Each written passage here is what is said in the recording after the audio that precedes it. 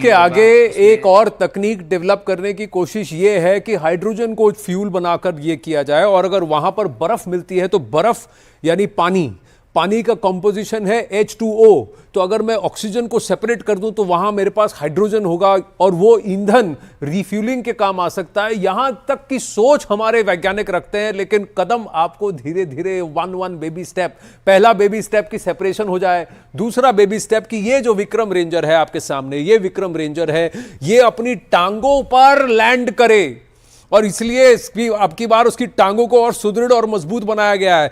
जैसे ही ये विक्रम रेंजर वहां लैंड होता है, इस विक्रम रेंजर को अब की बार और ज्यादा ताकतवर, मजबूत और थोड़ा सा और स्टर्डी बनाया गया है। इसीलिए पेलोड यानी कि वजन, जब रॉकेट यहां से उड़ा था तब 3.9 टन था, तो पिछली बार जितना, जबकि इसमें ऑर्बिटर नहीं था, ऑर्बिटर तो पहले ही है, तो इसको और भारी वजनदार बना दिया गया। और इसमें थोड़ा सा और फजी लॉजिक लगा किया गया कि अगर ऐसा हो जाए कि सिग्नल लॉस्ट हो जाए तो उस लास्ट एन कुछ चंद सेकंड और मिनटों के लिए वो अपने आप कैलकुलेशंस इस तरह करे कि थ्रस्ट इंजन चले और रुक जाए।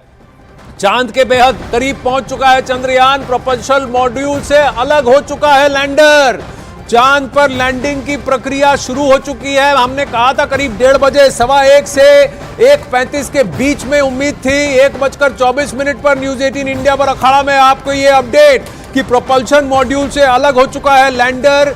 ये पहले भी साध चुका है भारत चंद्रयान 2 के साथ, तो चंद्रयान 3 में ये पूरी तरह से होना ही था, ये तयशुदा था, औपचारिक था, हो चुका है औपचारिक रूप से। इसरो से भी अब इसका ट्वीट और एक प्रेस कॉन्फ्रेंस में ऐलान बहुत जल्दी होगा, लेकिन चांद पर लैंडिंग की प्रक्रिया अब अंतिम स्टेज पर पहुंच चुकी है, जहां अब ये विक्रम लैंडर प्रोपल्शन मॉड्यूल से जुदा होने के बाद अपने खुद का एक ऑर्बिट तैयार करेगा, जो अरुण यादव ने हमें अभी दिखाया था, और फिर जैसे ही वो लैंडिंग की प्रक्रिया शुरू करता है, धीरे धीरे धीरे धीरे चांद की सतह के और करीब पहुंचेगा और एक ऐसा ऑर्बिट तय करेगा जहां उसकी एकदम निकटतम जो दूरी है वो सिर्फ 30 किलोमीटर की होगी, और वहां से वो फिर लैंड करने की कोशिश करेगा रिवर्स थ्रस्ट के साथ, ताकि धीरे हो जाए, स्पीड कम हो जाए और लैंड करे।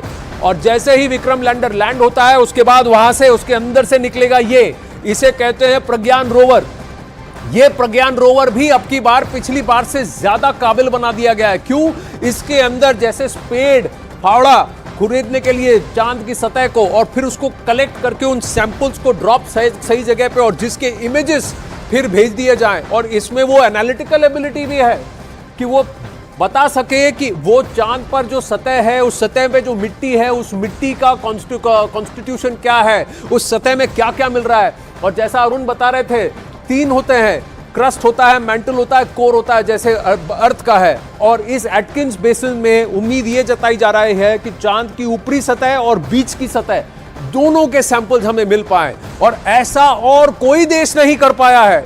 इस एटकिंस बेसिन में अगर विक्रम लैंडर लैंड होता है तो ये करने वाला भारत एकमात्र देश होगा, और चांद की सतह से 2 लेवल्स की सॉइल के सैंपल्स वापस भारत दुनिया को दिखाना, और उस टेक्निक को, तो ये इसका रिसीव ट्रांसमिट एंटीना है जो ऊपर उठेगा, और यहां जो ये कलेक्ट करता है प्रज्ञान रोवर वो उधर रखेगा, उसे फिर एनालाइज करने की भी इसमें कंप्यूटिंग एबिलिटी है, जो कि इसरो के स्पेस स्टेशन के साथ उसका लिंक होगा।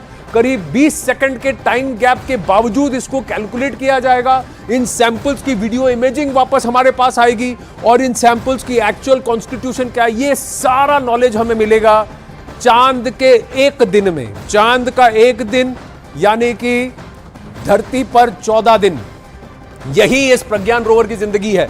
यह विक्रम लैंडर है। यह विक्रम लैंडर का डोर ओपन होता है जैसे ही इसकी लैंडिंग होती है, लैंडर का डोर ओपन होगा आसपास के वातावरण को देखने के बाद, और फिर उधर से एक रैंप नीचे उतरेगा।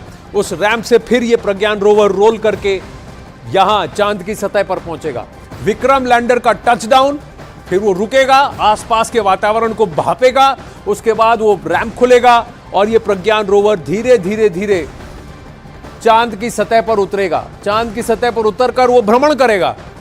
उसमें ये ताकत है कि कहीं और कुछ दूरी तक जाए, सिर्फ आसपास की 2-3 मीटर ही नहीं, कम से कम 200 से 300 मीटर तक जा सके, और वो सतह के ऊपर उसको नेविगेट भी करे। अगर ऊबड़ खाबड़ भी रहेगी तो भी ये जा सकता है। जा करके ये वापस आएगा और इन सैंपल्स को वापस विक्रम लैंडर के अंदर रखेगा। इसमें ये एबिलिटी है कि वो मॉनिटर कर सके, खुद काम भी कर सके और इसको जमीन से यहां इसरो से ऑपरेट भी किया जाएगा लॉजिक के द्वारा। ये हमारे वैज्ञानिकों की एबिलिटी है और उनका अचीवमेंट है। प्रियंका कांडपाल वापस हमारे साथ आ रही है, अरुण यादव भी हैं। जो विक्रम रेंजर का सेपरेशन था वो तो होना ही था, इसको तो औपचारिक माना जा रहा है कि भाई ये करना है तो कर दिया हमने। अरुण से पूछिए कि धीरे धीरे ये जो ऑर्बिट जो अपना तय करेगा, जहां 30 किलोमीटर से 100 किलोमीटर की दूरी, तो ये वो अलग रेडियस है, उन्होंने पहले भी दिखाया था एक डायग्राम के जरिए। जरा उसको एक बार फिर एक्सप्लेन करें कि प्रोपल्शन मॉड्यूल से सेपरेट होने के बाद विक्रम रेंजर का ऑर्बिट कैसा होगा।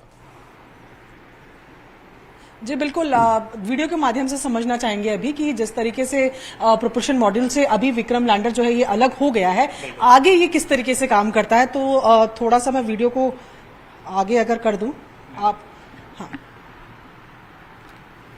आगे का बताइए कि किस तरीके से ऑर्बिट बनाता है। हाँ जी, दिख रहा है जी। अरुण अब आप कहें कि अरुण समझाएं इसे। कुछ ऑर्बिट्स ऐसी होती हैं जो पहले ये चंद्रयान 3 ने अर्थ के चारों तरफ बनाई थी, उसके बाद धीरे धीरे ऑर्बिट को, मैं एक सिंपल लैंग्वेज में बोलूं तो ऑर्बिट का साइज बड़ा करते करते करते करते और अब चंद्रमा की ऑर्बिट में ये एंटर किया।